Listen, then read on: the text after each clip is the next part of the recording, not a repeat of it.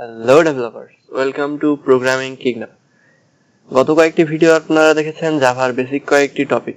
আজকের ভিডিওতে শুরু করতে যাচ্ছি আমরা ভেরিয়েবল সম্পর্কে। ভেরিয়েবল কি, কেন, কিভাবে সেটাই আজকে জানবো।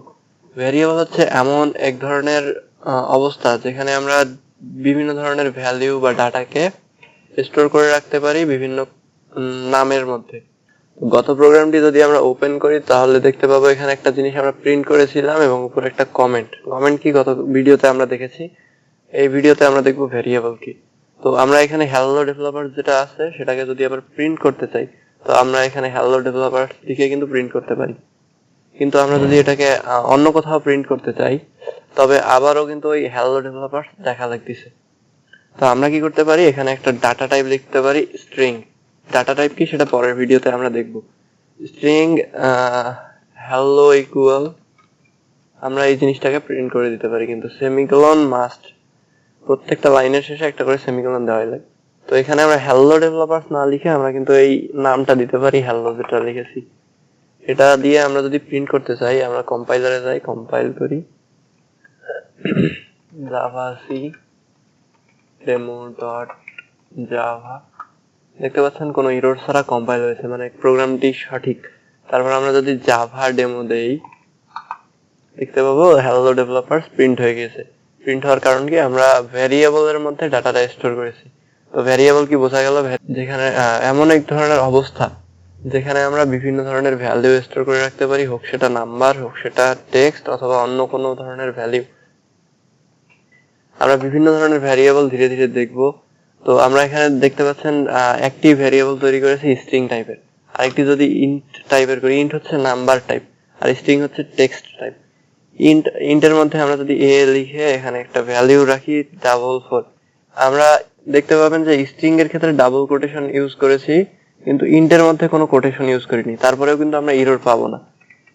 তো আমরা যদি এটাকে প্রিন্ট করতে চাই system.out.println লিখে আমরা যদি এটাকে প্রিন্ট করতে চাই এ লিখে আমরা শুধু ব্র্যাকেট ক্লোজ করে দিব, শেষ।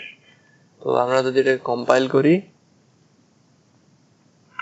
কম্পাইলেশন দেখতেছেন কোনো এরর নাই। আমরা এক্সিকিউট করতে পারলে দেখতেছেন 4 চলে আসছে। আমরা কিন্তু এখানে কোনো কোটেশন ইউজ করি নাই, কিন্তু নাম্বার রাখতে পারছি ইন্ট দেওয়ার কারণে। আমরা যদি এখানে স্ট্রিং দেই, স্ট্রিং দিয়ে যদি আমরা এটাকে ট্রাই করি তবে কিন্তু এরর দিবে, কারণ আমরা স্ট্রিং এর মধ্যে নাম্বার স্টোর করতে যাচ্ছি। দেখতে পাচ্ছেন এরর দিতেছে। আমরা এখানে স্ট্রিং এ কোটেশন ছাড়া কিন্তু আমরা স্ট্রিং ব্যবহার করতে পারবো না। তো আমরা স্ট্রিং দেওয়ার পরিবর্তে ইন্ট দিয়েই বাকি কাজটা করি।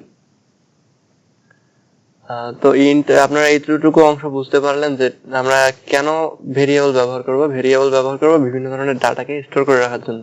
আমরা চাইলে এটাকে বারবার প্রিন্ট করতে পারি বিভিন্ন স্থানে বিভিন্ন ভাবে। এখানে দিলাম, আবার যদি প্রিন্ট করতে চাই আবার কিন্তু প্রিন্ট করা যাবে, কোনো এরর নাই এবং এক্সিকিউট কমপ্লিট। দেখতে পাচ্ছেন 44 হ্যালো ডেভেলপারস এর উপরেও নিচেও আমরা এখানে যেভাবে দিয়েছিলাম। তো আমরা ভেরিয়েবল কি সেটা বুঝলাম। তো ভেরিয়েবল হচ্ছে 3 প্রকার: ইনস্ট্যান্স ভেরিয়েবল, লোকাল ভেরিয়েবল এবং স্ট্যাটিক ভেরিয়েবল। ইনস্ট্যান্স ভেরিয়েবল কোনটা, যেটা আমরা কোনো ক্লাসের মধ্যে ডিক্লেয়ার করব কিন্তু মেথডের বাহিরে ডিক্লেয়ার করব। এটা একটা মেথড, এখান থেকে এই অংশটা একটা মেথড। তো আমরা মেথডের বাহিরে লিখবো যেটা, সেটা হচ্ছে ইনস্ট্যান্স ভেরিয়েবল। এবং ইনস্ট্যান্স ভেরিয়েবল কোনটা, মেথডের বাহিরে লিখবো কিন্তু ক্লাসের ভিতরে মেথডের বাহিরে লিখবো, সেটা হচ্ছে ইনস্ট্যান্স ভেরিয়েবল। এবং যেটা আমরা মেথডের ভিতরে লিখবো, অর্থাৎ এই থেকে এই এরিয়া, যেটা এই মেথডের এরিয়া, এটা কিন্তু মেথডের ভিতরে যেটা লিখবো সেটা হচ্ছে লোকাল ভেরিয়েবল।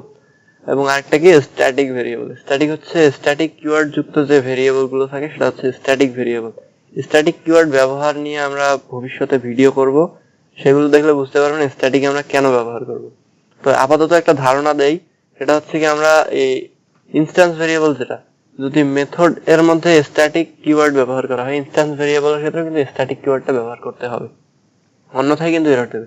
আমরা এখানে স্ট্রিং হ্যালো দিয়েছি না, এই এ নামে একটা ভেরিয়েবল এখানে ইন্ট টাইপের ডিক্লেয়ার করেছিলাম। এখানে যদি আমরা বিট নামের একটা ভেরিয়েবল ডিক্লেয়ার করি তবে কিন্তু এই 44 এর জায়গায় মনে করে দিলাম 34। বি নামের একটা ভেরিয়েবল ডিক্লেয়ার করলাম, এখানে এ এর জায়গায় দিলাম বি। আমরা কিন্তু এটার আউটপুট দেখতে পারবো না, কারণ আমরা স্ট্যাটিক মেথডের ভিতর দেখতে পাচ্ছেন একটা এরর দিতেছে নন স্ট্যাটিক। আমরা কিন্তু স্ট্যাটিক কোনো মেথডের ভিতর নন স্ট্যাটিক ভেরিয়েবল ইউজ করতে পারবো না। এটা যদিও ইনস্ট্যান্স ভেরিয়েবল, তারপরে ওটাকে স্ট্যাটিক করতে হবে, অন্যথায় আমরা ইউজ করতে পারবো না। কারণ হচ্ছে কি, আমরা স্ট্যাটিক মেথডের ভিতর ছাড়া আমরা যদি স্ট্যাটিক মেথডের ভিতর কোনো ভেরিয়েবল কল করতে যাই, তবে আমাদের ইনস্ট্যান্স ভেরিয়েবলটা হতে হবে অবশ্যই স্ট্যাটিক। স্ট্যাটিক ব্যতীত আমরা কোনো ইনস্ট্যান্স ভেরিয়েবল স্ট্যাটিক মেথডের ভিতরে ইউজ করতে পারবো না। যদি এখানে স্ট্যাটিক মেথড ব্যতীত থাকতো তখন আমরা স্ট্যাটিক ব্যতীত লিখতে পারতাম, কিন্তু স্ট্যাটিক থাকলে অবশ্যই স্ট্যাটিক ভেরিয়েবল ইনস্ট্যান্সের ক্ষেত্রেও ব্যবহার করতে হবে, কিন্তু আমরা লোকালের ক্ষেত্রে স্ট্যাটিক ইউজ করতে পারবো না। আমরা যদি লোকাল ভেরিয়েবল, যেটা মনে করেন এই মেথডের ভিতরে যে ভেরিয়েবলটা থাকবে, সেখানে যদি আমরা স্ট্যাটিক কিওয়ার্ড ব্যবহার করি, তবে কিন্তু সেটা এরর দিবে। এখানে বি এর পরিবর্তে আমরা আরেকটা নাম দিই সি।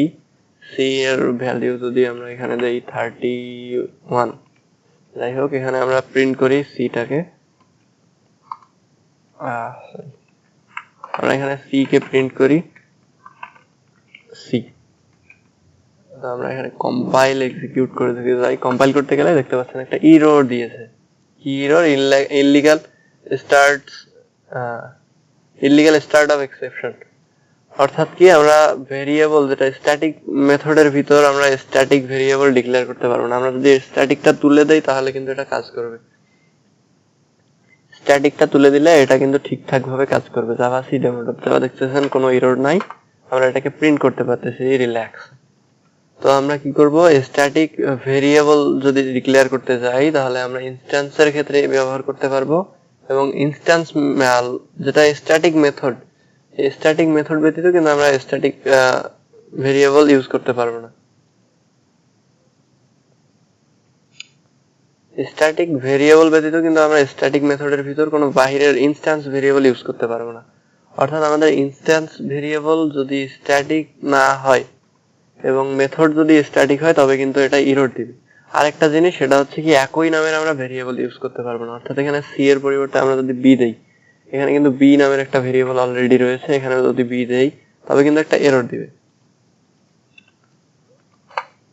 দেখতে পাচ্ছেন একটা এরর দিয়েছে, ক্যান নট ফাইন্ড সিম্বল। অর্থাৎ আমরা একই নামের ভেরিয়েবল ইউজ করতে পারবো না। আমাদের ভেরিয়েবল ইউজ করতে গেলে ডিফারেন্ট নাম দিতে হবে। আমরা এই ভেরিয়েবল গুলো চাইলে ইচ্ছা মতো ব্যবহার করতে পারবো, হয় 1000 লাইন উপরে হোক 1000 লাইন নিচে হোক, যতক্ষণ ভেরিয়েবলের ভ্যালু কোনো মেথডের ভিতরে বা বাহিরে। লোকাল ভেরিয়েবল কিন্তু আমরা ইনস্ট্যান্স বাহিরে ইউজ করতে পারবো না। অর্থাৎ আমরা লোকাল ভেরিয়েবল যেটা ডিক্লেয়ার করবো সেটা কিন্তু এই মেথডের বাহিরে ডিক্লেয়ার করতে পারবো না, মানে কল করতে পারবো না। অর্থাৎ আমরা যদি চাই এখানে অন্য একটা মেথড তৈরি করে কল করতে, তখন কিন্তু আমরা এই লোকাল ভেরিয়েবলটাকে এই ভিতরে যেটা আছে স্ট্যাটিক স্ট্রিং ইন্টিজার যে কয়টা মান দেওয়া আছে, এই কয়টা আমরা কিন্তু এই মেথডের বাহিরে ইউজ করতে পারবো না। কিন্তু আমরা যদি ইনস্ট্যান্স ভেরিয়েবলের কথা চিন্তা করি, এই ক্লাসের ভিতরে যতগুলো মেথডই থাক না কেন সবগুলোতে আমরা কল করতে পারবো। অর্থাৎ ইনস্ট্যান্স মেথড যে কোনো ক্লাসের ভিতরে যে কোনো মেথডে কল করা যাবে, কিন্তু লোকাল ভেরিয়েবল ওই মেথড ব্যতীত তার বাহিরে কল করা যাবে না। এবং স্ট্যাটিক ভেরিয়েবল কোনগুলো? স্ট্যাটিক ভেরিয়েবল ব্যবহার করা হয় সাধারণত অবজেক্ট ক্রিয়েট না করেই ডাটাকে অ্যাক্সেস করার জন্য। তো আমরা যদি অবজেক্ট ক্রিয়েট না করেই ডাটাকে অ্যাক্সেস করতে চাই, স্ট্যাটিক ভেরিয়েবল ইউজ করতে পারি। অথবা স্ট্যাটিক মেথডের ভিতর যদি আমরা বাহিরে কোনো ইনস্ট্যান্স মেথড কল করতে ভেরিয়েবল কল করতে যাই, তখন কিন্তু আমাদের স্ট্যাটিক কিওয়ার্ডটা ব্যবহার করতে হবে। অর্থাৎ ইনস্ট্যান্স ভেরিয়েবলের ক্ষেত্রে স্ট্যাটিক নন স্ট্যাটিক দুইটাই যায়, কিন্তু লোকাল ভেরিয়েবলের ক্ষেত্রে স্ট্যাটিক ব্যবহার করা যাবে না। বোঝা গেল ব্যাপারটা? তো আজকের ভেরিয়েবলের ক্লাস এতটুকুই। তো যদি কোনো সমস্যা হয়ে থাকে বা বুঝতে অসুবিধা হয় তা কমেন্টে জানাবেন, আমি অবশ্যই সলভ করার চেষ্টা করব। আজকের মতো এতটুকুই, বিদায়। পরবর্তী ক্লাসে দেখা হবে।